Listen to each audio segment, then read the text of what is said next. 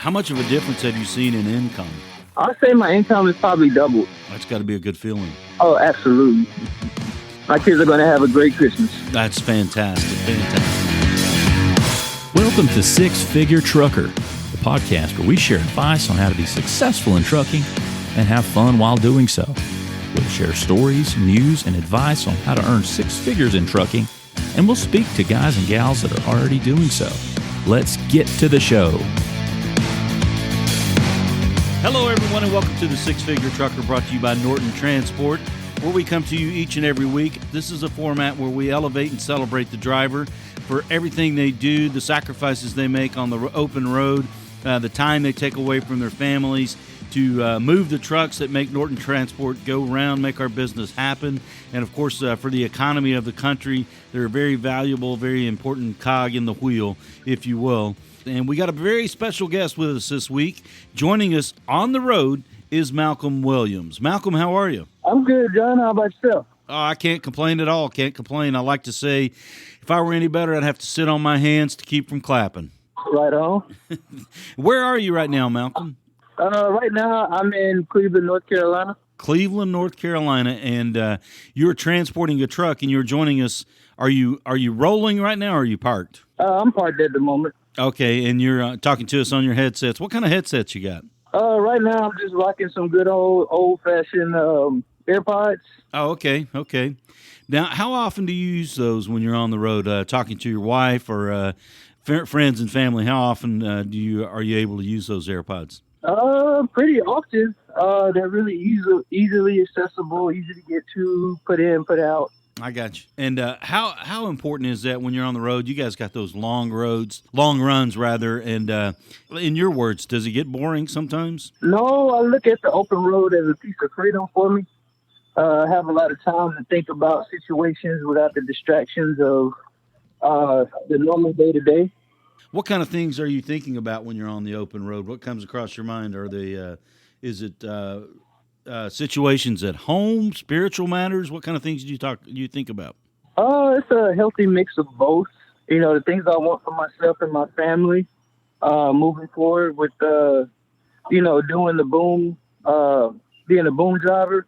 It could be anything small as to, what I'm going to get my kids for their birthday to, do I want to move out of Texas? It's just a healthy mix of a lot of things. And while I'm on the open road, I don't have the distraction of day-to-day life that's slowing me down from, preventing me to process my thoughts and come up with good solutions. I got you. Now, are you Houston-based, or where do you live in Texas? Right now, I live outside of Austin, a little town called Killeen, Texas. Oh, yeah, that's a big military town, right? Absolutely. Fort Hood. Now, speaking of the military, you served our country. Tell us a little bit about that, when you went in, how long you were in. I went in the summer of 2011, first duty station. I was in Fort Stewart, Georgia. Oh, yeah, down in Hinesville, Georgia? Hinesville, Georgia. Yes, sir. You got it. That's hot down there. It's hot. Yeah, buddy. Yeah, but from there, I had a deployment to Afghanistan for about 9 months. Came back from there, went to Germany, Grafenberg, Germany for about 3 years. And when I finished up there, I came back home to Texas. I got you. At Fort Stewart. Back after Fort Stewart. Now, Fort Stewart, if I'm not mistaken, it's in 5 counties. I used to live down in Savannah, so that's I know a little bit about Fort Stewart. I believe it's in 5 counties, stretches into 5 counties. Yeah, that's about right. That's a big fort, or a big base, rather. Wanted to ask you, if you don't mind, what was it like in Afghanistan and when you were there? Hot. I get up to about 124, 25 degrees. It's like a hot oven you can't escape. On top of that, getting shot at and getting mortared and blown up. It's very different way of life out there. Nothing but sand and dirt and mountains. There's really nothing out there. And every day I look at it as a blessing. Every day I look at it as a blessing of being here in the United States, because there's no grass, there's no trees, there's no birds. You can't just get up and go to the corner store whenever you want to. You can't just go grocery shopping whenever you want to. So it's a blessing definitely being back in the States. I got you. Now, you served 8.5 years in the Army, is that right? Yes, sir. What, from your 8.5 years in the Army, how does that help you now as a driver? What do you draw from that experience? Being able to make good decisions under stressful situations. Give us an example. I mean, there's a lot of stressful situations that can pop up in Driveaway. What's an example where your career in the military has kind of given you something to fall back on and draw from as far as how to handle a stressful situation? For instance, what I usually run into is people brake checking.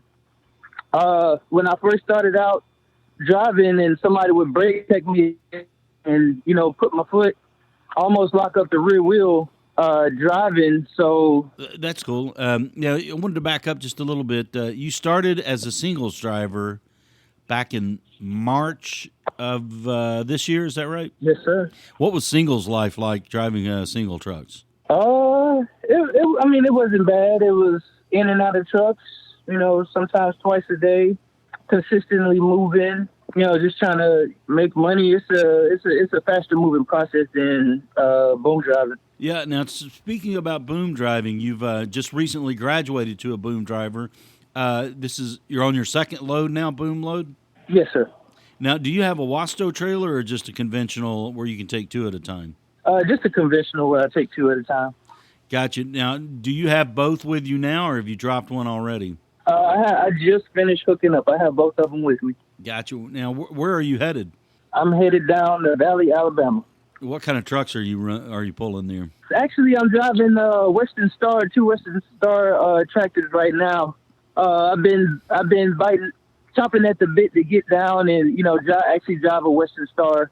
So I'm pretty excited about that. That's Western Star's nice truck. Talk a little bit about, I wanted to kind of circle back to the boom driving. What inspired you or motivated you, I guess I should say, to get into the boom driving? The hard work that's involved with it, the physical touching, the intensity of, it being 100 degrees outside and just not getting in the truck and driving.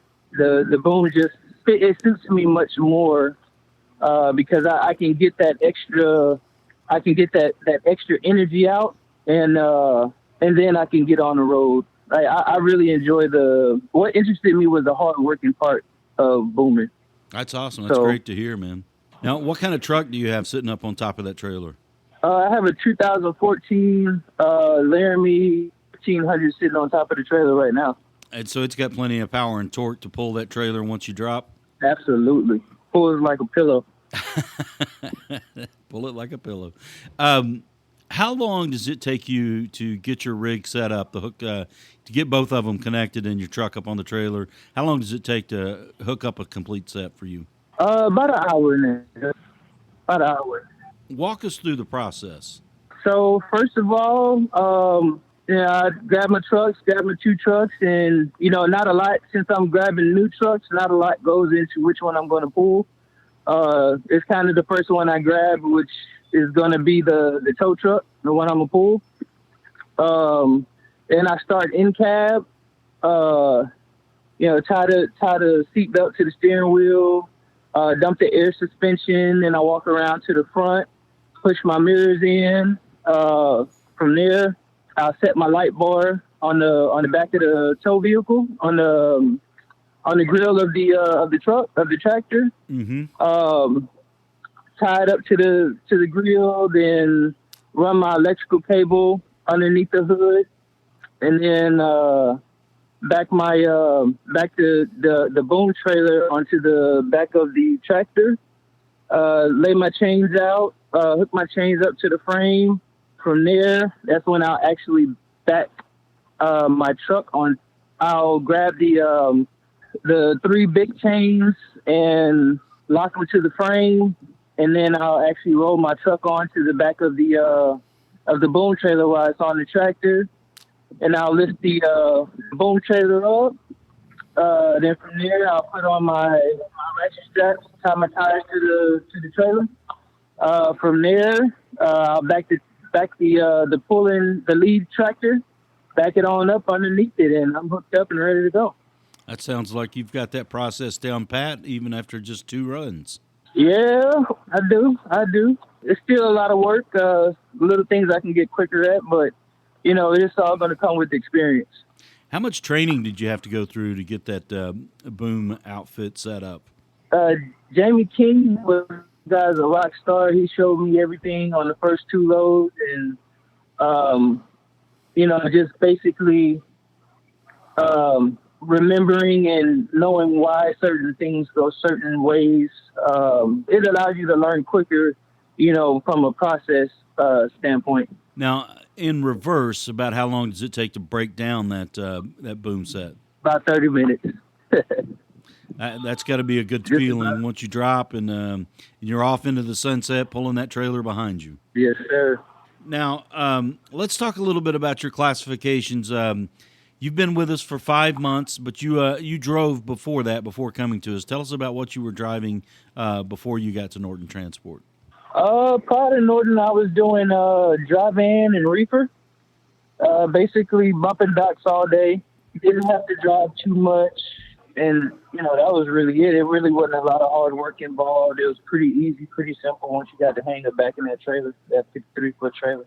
You kind of led me to my next question. How do they compare to each other, bumping docks versus doing singles and doing boom? Well, I'll tell you from, just this short time of 5 months of driving, this is 100 times better. Because, some people can do it, but I know I can't. I have to be consistently moving. With docking, there's a lot that can go wrong as far as if you get to a dock and the customer declines the load, or, they take forever to take it off, take the product off the back of the truck. It's a lot of sitting and waiting. And I don't enjoy that. Whereas, with the boom and running singles, you actually get a chance to see the better parts of this country. It's not just, whatever city that you're from that you just stay there. With here, I've hit all of the lower 48. I say 47. I haven't been up to Maine. I've pretty much been everywhere else. And this country has a lot, which I didn't get a chance to see, because when I was bumping docks all day, I kind of only stayed in that area. I got you. What are some of the highlights of the places you've seen? What are some of your favorites? Colorado through the mountains. I went there in late May. It was late May, early June, and I was going through Colorado. I want to say that's Interstate 70. It was still snowing, like it was in the middle of winter. They were blocking off traffic, still putting salt down on the roads. The mountains is just a beautiful creation that we have that I would have never gotten to see. Bumping trailers. Utah is pretty beautiful. If anybody ever get the chance to get up to Washington State, it's just a warmer Colorado. Driving up there, and it's just, the mountains are breathtaking. That's awesome to hear, and that you had the opportunity to get paid to see it. Yes, sir. Now, you've got all your classifications. Run them down for us, and why you decided to get as many as you do. Well, the first one that I got was my tanker endorsement. When I first got my license, I got my tanker endorsement. Then I went to get the hazmat like maybe a year later. And then finally I ended up just getting my doubles and triples. And the reason that I went and got my hazmat and my tanker was that I wanted to haul fuel. But the way a lot of these companies are set up, you need experience to get into those tankers. You got a waiting period. It's a lot of stuff that you have to go through in order to get inside one of those trucks. And I had everything that I needed, clean driving record. I just didn't have the experience. And God has a really good way of giving you what you need versus what you think you want.